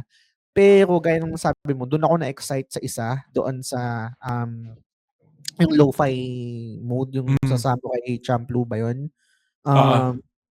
Kasi kung meron man akong isang let me back up. Maganda yung game, maganda yung Ghost of Tsushima, gameplay, environment, yung exploration, solid. Yung story, debatable. And ang isang mapapansin ko lang, or isang criticism ko siguro sa Ghost of Tsushima is walang recognizable na music. Parang kunwari pag sinabi mo God of War, alam mo dun yung music niya, parang may incorporate mo yung OST niya dun sa game. Same sa ibang sa Final Fantasy, sa Resident Evil, ibang games. Pero pag nire-recall ko yung Ghost of Tsushima, wala akong maalala na music niya or na OST niya. I'm not sure kung ganun ka rin, Dre. So, curious ako ma-experience kung yung lo-fi mode na to is makakapag tawag dito, elevate nung experience niya, and yung paano ba to? Yung coolness factor. Kasi yun yung I think madadala nung mode na to. Hindi ko sinasabi na hindi cool yung original or let's say may music, pero more on parang siya ang tawag dito? More on ambience sound lang siya. Tanglagay yun lang, mostly ambience yung music niya, tas siguro mga sound effects, mga ganyan. Pero kapag yung lo-fi, alam mo yun, merong tawag dito, merong swag ng konti siguro. Naglalakad ka dun sa tapos maglalabas ka ng espada, parang ganong vibe. Doon ako excited, parang feeling ko ang dami kong reels na magagawa dito sa sa mga ganong moment. And siguro doon sa mag-comment lang ako doon sa pagiging babae niya. Tapos sinasabi mo na ano ba 'yun, nimble? Nimble ba yung perfect word do'n? Parang agile siya pero hindi siya tank build. Siguro Oo, baka tama. gano'n yung difference nito versus kay Jin Jin. sa oo, na parang which is, gets rin naman. I think, I'm not sure kung aatakihin siya ng mga DEI, sabihin na puta sexist or kung ano mang mga shit na ganyan, di ko alam.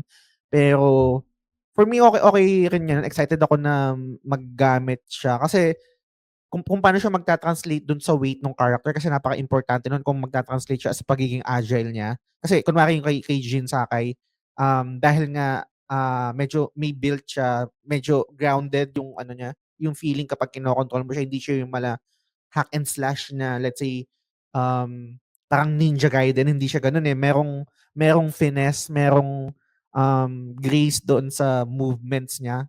Siguro dahil nga, ah, sa pinanggalingan niya or sa Oh, trained samurai siya, 'di ba?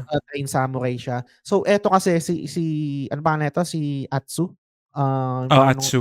si Atsu, dahil hindi siya trained samurai, ano siya, eh, para siyang paano ko ba ano 'to, para siya siguro si ano, si pangalan nito sa Demon Slayer yung may ano, yung may maskara na parang baboy. Anong pangalan nun? Yung may Yung dalawang pogi espada. 'pag natanggal, oh. Pogi na nagtatanggal. Sige, ayun, ang punto ko is parang na-train, parang wala siyang formal training, so mas freestyle yung fighting style niya.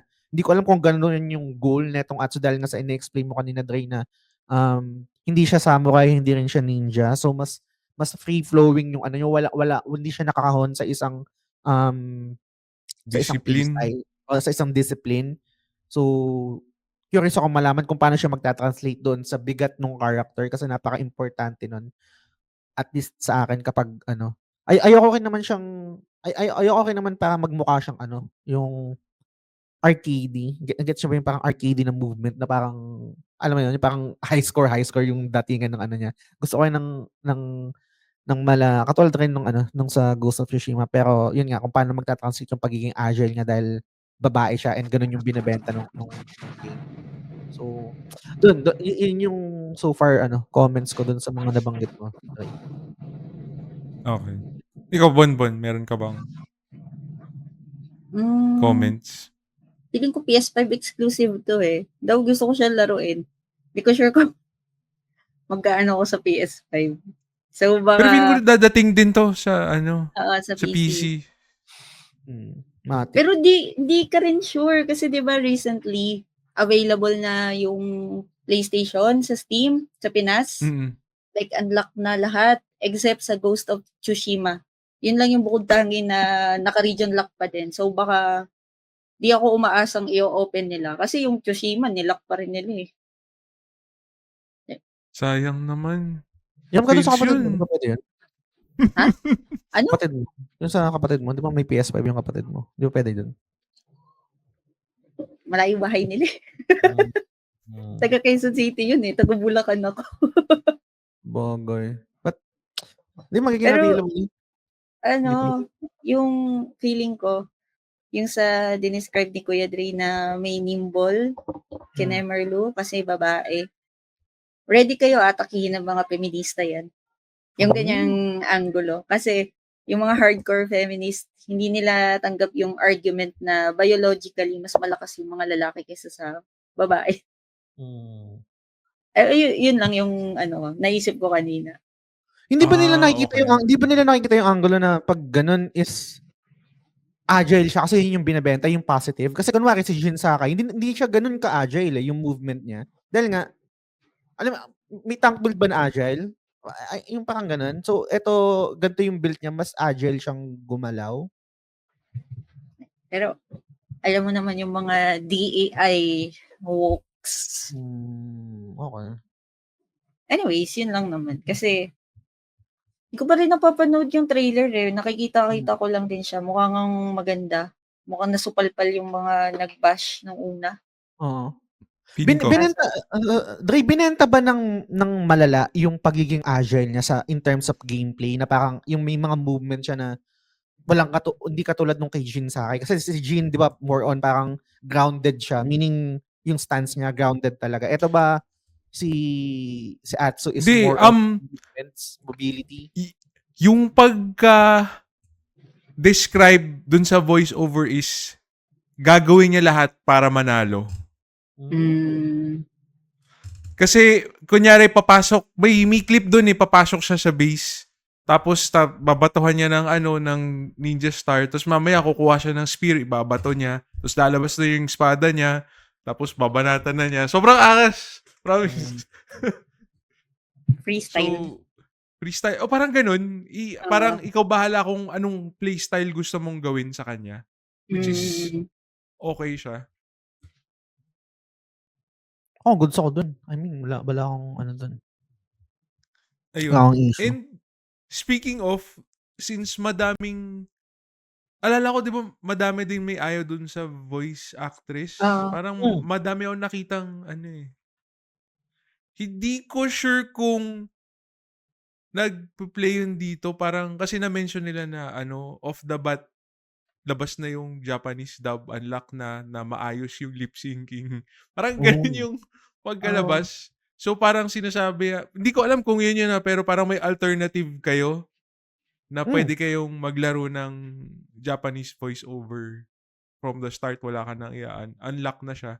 Tapos, kasi alala ko yung lip sync nung first game, hindi siya okay Hindi siya nung okay. nag-dub ako, nag-Japanese dub. So Pero dito, yung voice actor nun si diba? Si Zoro? Sa One Piece? Yung Siya sa ba? One Piece, yung sa Japanese okay. na pero yun nga, tama ka, hindi okay yung yung Hindi maganda lip sync. yung lip sync Dito, nung nakita ko sa video, suabe.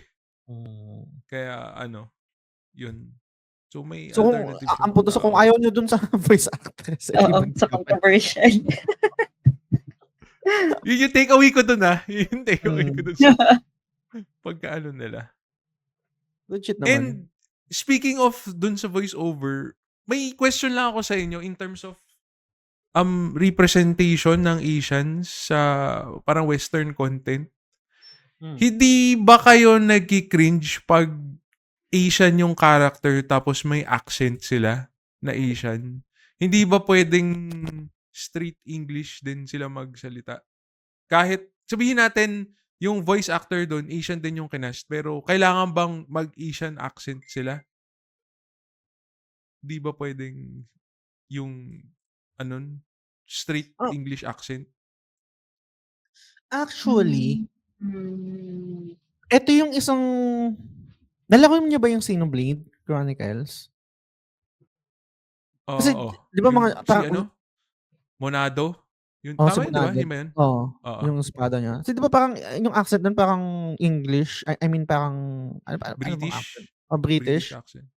Pero anime, I mean yung nare-represent niya. Parang medyo may disconnect doon, pero maganda kasi yung voice acting rin in terms yung emotions, right? Yung ganun. Pero nagagets ko yung sinasabi mo na merong konting disconnect kasi kahit i-translate ko siya sa totoong buhay,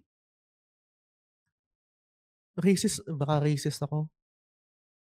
Ang awkward kapag merong mukhang Pinoy tapos British accent.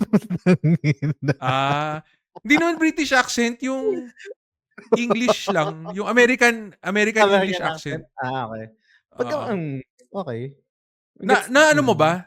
Na panood mo ba yung 13 sa Netflix? Kasi medyo nung pinakinggan ko yung English nun, 'di ba si Lisa Soberano yon yung nag-English. Yung English niya perfect kasi siya natural yung parang siya native speaker siya, 'di ba?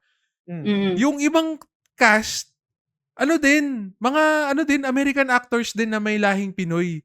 Pero yung accent nila ginawang Pinoy. Yun yung medyo ako na but hindi ba pwedeng normal English? Kasi yung mga Pinoy naman sa Amerikano pag doon lumaki, 'di ba? Naman?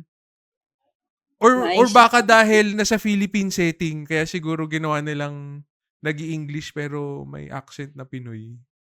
Feeling ko yan. Ay, go. Hindi, go.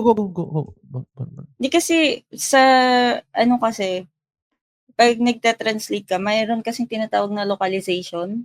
So, part yun yung pag-adapt ng accent. So, kung kunwari sa game setting, depende. Kunwari yung metaphor, 'di ba dahil western yung, environment, hindi ako nag-Japanese dub kasi feeling ko out of place. Kaya nag-stick ako dun sa English, which is good kasi yung ibang mga nire-represent na race, may mga accent sila na ginagaya. So, Si feeling ko Basilio, no? Yung accent ni Basilio. Naalala niyo yun? Yung accent. Oo. So, Pero it's baka ganun din, depende sa localization nila, sa creative direction. Tsaka siguro kasi yung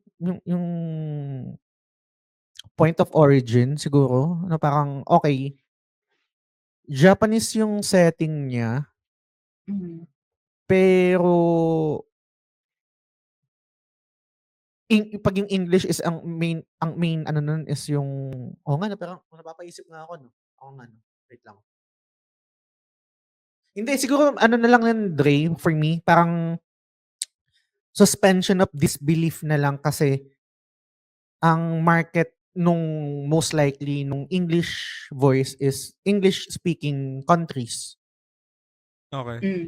So, doon sila magbe-base and then kung sakaling, available naman sa ibang language, for example, most likely lang hindi ko alam kung English and Japanese lang yung ano, yung voice niya. Yung iba kasi nata-translate rin kunwari merong Spanish, ganyan. So, Oo. imbes na, i-translate nila yung English dub with Spanish English accent, gagamitin na lang nila yung Spanish dub.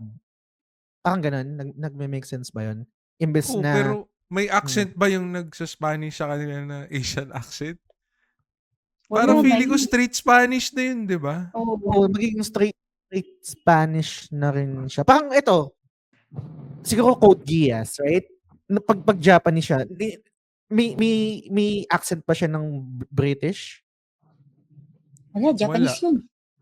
Pero 'di ba yung setting nun is ano, Britanya? Meaning or ano? Ang setting nun ay Japan. Ang Hindi, villain ay ang Britanya. Hindi, I mean yung paano ko ba i-ano 'to? Ang hirap Hindi i-explain, eh. sila English speaker kasi anime yun. So, Japan talaga siya. Tsaka ang bida dun mga Japanese people. Sige, Fullmetal Alchemist na lang para mas magandang example imbes na Code Geass. Japanese dub siya, pero yung setting niya, English. ita-translate ba na English siya dahil yung setting niya is Western or ano, kung ano mang lugar nun? 'Di ba hindi rin kasi Japanese. Hindi ko alam kung nagme-make sense, hindi ko alam kung na-explain ko ng maayos, pero parang nage-gets ko rin yung sinasabi ni Dre kasi. Nagigets ko yung sinasabi mo, pero to be fair, yung English dub ng Fullmetal Alchemist medyo maayos. Yung Pero hindi English. sila, yung English, pero yung English nila walang Japanese or Asian accent. So, feeling ko, depende. Depende siguro sa casting, tsaka sa director. O sa director na siguro yun, eh. Mm. Kung anong approach nila. Pero in terms kasi yun nga 'pag anime, 'di ba, 'pag dinadub, di naman nag-i-Asian accent yung mga Hindi. nagda-dub dun, eh. Hindi. Sa games lang. O baka mas sensitive siguro. Kaya nila hindi ko alam. Kaya ako nagtatanong, eh. Kasi bakit kunwari yung binigay mo na example kunwari yung 13 tapos English dub. Alam nga namang gawin nilang Carabao English yun pare. Di ba hindi naman Oo. di ba? Parang Manny Pacquiao na it's not a blow yung gano'n. Hindi I mean hindi na parang I think appropriate yun or understood na sa atin na consumer na gano'n na yung ano niya, yung magiging accent niya. Okay. Ikaw ba, ba't i-ano ko sa'yo Dre, may disconnect ba sa'yo na parang, immersion breaking siya kasi pag English dub tapos walang Japanese accent? Hindi naman kasi may mga ano kasing sorry, may mga Sobrang lakas, sorry. sorry. Okay na ba? Ayan, okey Ano na ba? siguro yung audio. Puwede bang pahinaan yung audio? Biglang hindi ko alam ba't biglang lumakas. Pumutok, dali, Hindi, Pumutok. okey na sa'kin. Kanina lang. Okey na. Lakas pa rin sa'kin. Konti pa. Dali. Punta ako sa settings. May Dali, naikot ka siguro. Hindi ko alam ba't ganun Ginaan ko biglang nga, eh. Hello? Ayan, Ganun pa rin? okey na. Ayan. Okey na. Ayun, naputol ako sa trinotot, sorry. Okey lang. Saan nga ba tayo? Sa immersion breaking ba siya kung sakali? Shit, may naisip akong argument. Hindi ko maalala. Sorry. Okay lang. Sorry. Lumakas kasi yung audio. I mean, literal parang nag-red siya. Nag-spike. Nag-spike. Okay, sige. Oh. May mga video games kasi na yung mga voice actors, pag dinub siya ng English, wala namang accent. Yakuza. Di ba? Di ba walang yun? Walang accent yun? Sleeping Dogs. Ang pagkaalam ko sa Hong Kong yung setting, yung actor ng bida sa Sleeping Dogs, Asian din eh. Naalala ko eh. Tapos basta Asian siya. Tapos yung English niya, as in, straight, walang accent. So, yun lang. Di ko lang ma-gets ba't kailangan lagyan ng accent yung Ito sa mga Ghost. actors. Oo. Hindi ko rin alam pre. Kasi dun sa Like a Dragon, sa Yakuza, hindi ako nag-ano nun eh. Yung sa... Hindi ka nag-English? Naka-Japanese ako. Parang may ganun lang akong rule siguro na parang kung ano yung setting. Pero lately, ilan ba yun? Last week yata yun. Hindi naman totally nag-rewatch. Parang nag-ano lang ako ng ibang episode ng My Hero Academia. Hindi ko alam kung napanood nyo yun. Surprisingly, na-enjoy ko yung English dub. Lalo na yung kay All Might. Nagandahan ako dun sa voice actor. Nagalingan ako dun sa Parang nag-translate siya. Lalo na yung part na pag yung pag sumisigaw siya or meron siya mga inspiring words na sinasabi. Parang okay Hindi siya cringe. Most of the time kasi parang feeling ko kapag English, natatranslate na English or pag English dub yung anime, medyo may cringe part. Pero ewan ko, dun sa My Hero Academia, nung trinay ko siya, okay siya. Baka depende. Feeling ko rin. Ano yun, Bonbon? Nag-iisip ka? May sasabihin ka? Meron ako naiisip. Actually, in recent years, gumagaling na yung mga voice actors. Lalo kapag nagta-translate or naglo-localize sila. Lalo sa Netflix, kung napanood niyo yung K-pop Demon Hunters, ang ayos ng Tagalog nila tsaka ng ibang language. Yung pagkaka-translate. Korean yung original na language. Share ko lang paminsan pag tinatopa ako, nagtatagalog ako. Dub.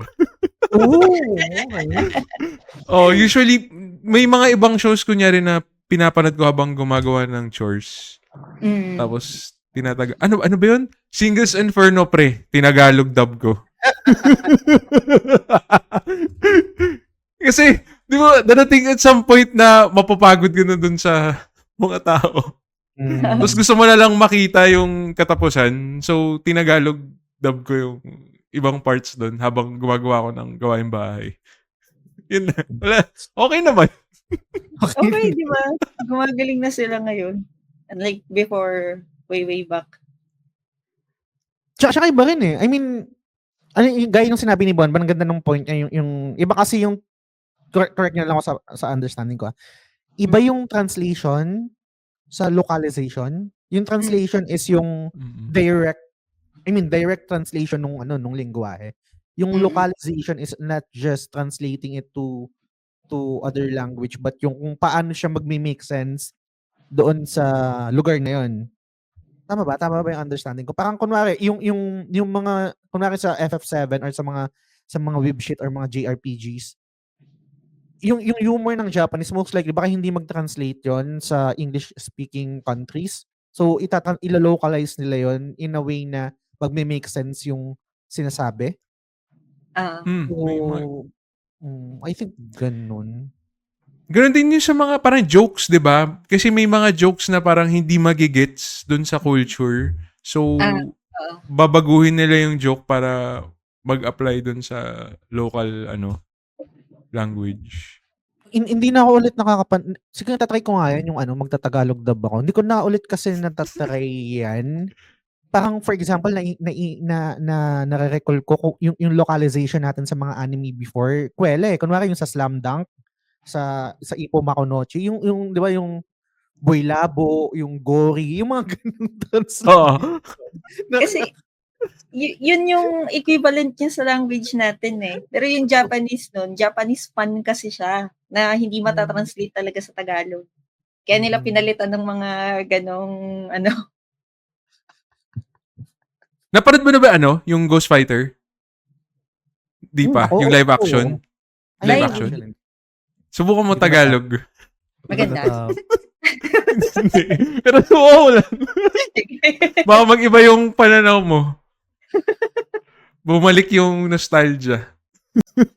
Okay, Buset, sige. tapusin. But anyway, may talking point ka, Padre. Ayun, yun. Oh, okay na ako. Nice. Gusto ko lang sana yung mga hype dun sa Ghost of Yotei. Otobay na ako dyan. I think isa na lang yan sa minus point ko for this year. Sana wala nang lumabas na Nakaplano na yung nakaplano na. minus. Hirap eh. Ina. Pero, yun. Siguro bago natin tapusin yung episode, anong thoughts nyo? Overall thoughts nyo dito sa bago nating segment na Bayot?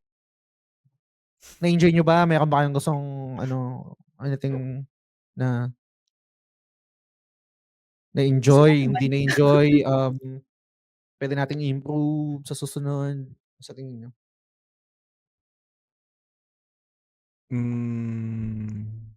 Sige, ako muna. Okay ba na bulagaan tayo na topic or yung mga ganong shit? Okay, yun naman siya, yung bulagaan. Ano lang, kagaya ng kanina, kasi di ba nag-usap tayo, siguro maghanda na ako ng second topic in case lang na magkapareho. Yun lang siguro yung naisip ko na parating may backup para hindi masapawan. Ayun, ganun lang. Pero so far okay naman yung ganitong klaseng format kasi madami tayo sigurong natatakel na topics and may mga gusto rin tayong pag-usapan siguro na mapipilitan tuloy. Yan, di ba? Mapipilitan ako magsalita. Which is okay. So, bubulagay mo next week. Ito yung babaong ko. Bahala kayo dyan. Ganun. Nice. Ikaw, Bonbon, bago ako last. Masaya naman. Kaso di ko sure nung unang part if na-gets or na-visualize niyo yung Uma Musume. Kasi feeling ko sa ating tatlo, medyo iba yung taste ko pagdating sa gaming eh. Lalo't nasa PC platform lang ako. Kaya nung before tayo mag-start, di ako kinabahan na magkakatulad tayo ng topic kasi sure ako na iba yung sa akin eh. Kasi ito yung laro hindi nyo lalaruin. Totoo. Yun lang na. Pero so far, okay naman. Goods. Tsaka hindi pa tayo nag-overtime within Oo nga eh. Good shit. I mean, siguro yun lang yung concern ko before, nung bago tayo mag-start, na ano kaya yung mga topic na ito? Sana bite size lang talaga, na topic kasi isang ayoko mag-overlap yung parang let's say yung flagship episode na isang topic tapos kukonsumo ng 2 hours. Ito kasi gaya iba tayo ng topic pero I mean good siya and na-enjoy ko yung mga topics and looking forward sa mga magiging topic dyan sa mga susunod na Bayot episode. Ba't ka tawa?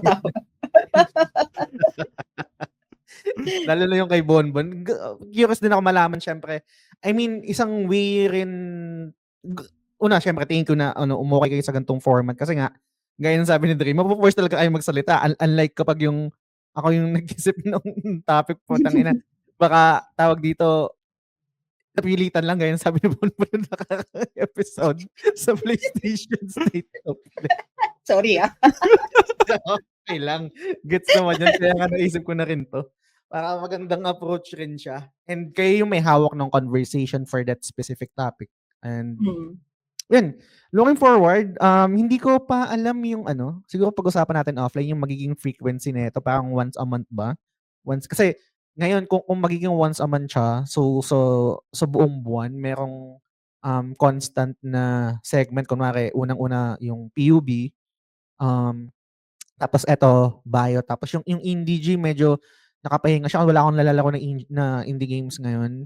Baka after ko mag Death Stranding baka dun ako magkaroon ng ano, ng time na mag-attempt ng indie game, baka laruin ko na yung Until Then, or Omori. Yun yung dalawang pinagpipilian ko.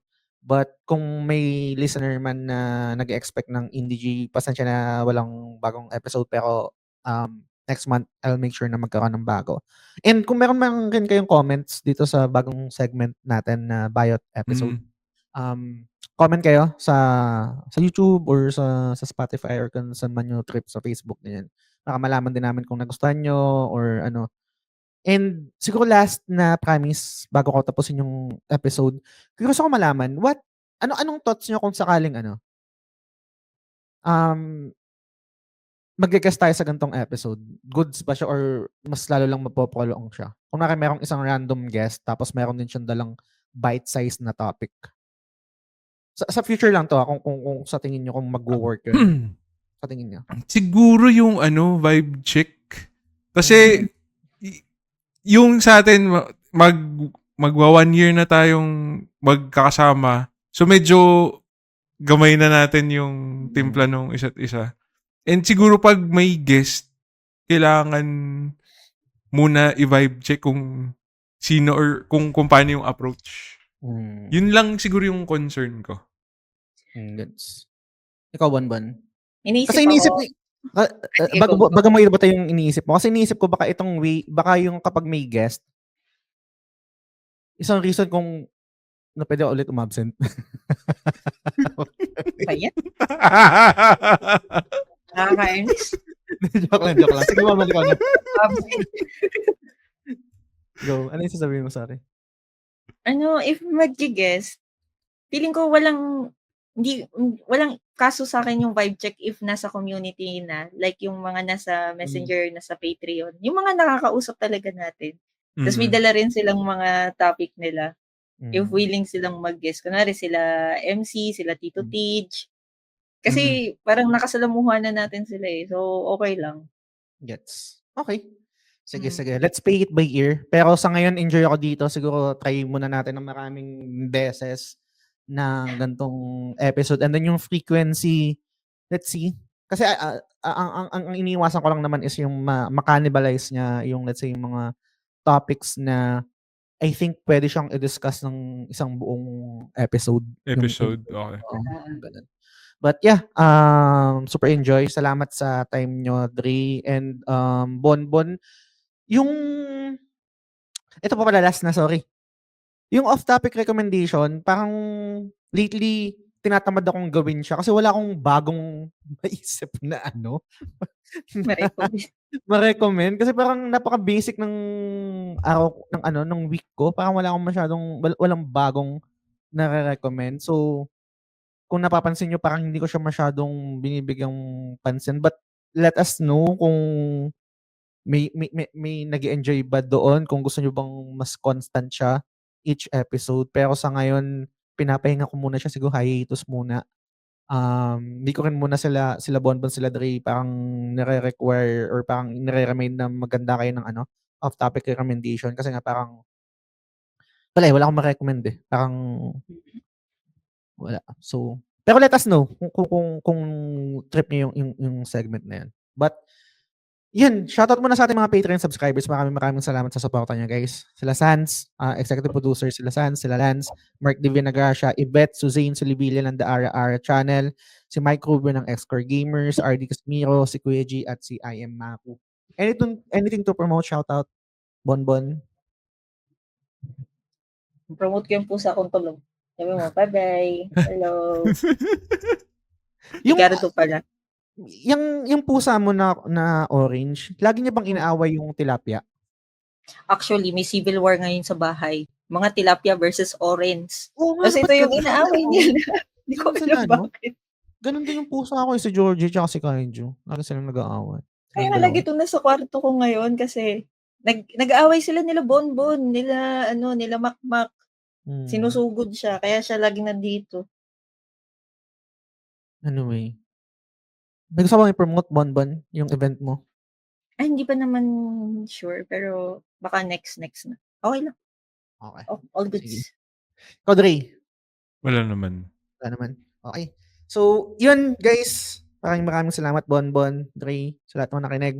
Sa susunod na episode ulit. Bye. Bye. Bye-bye.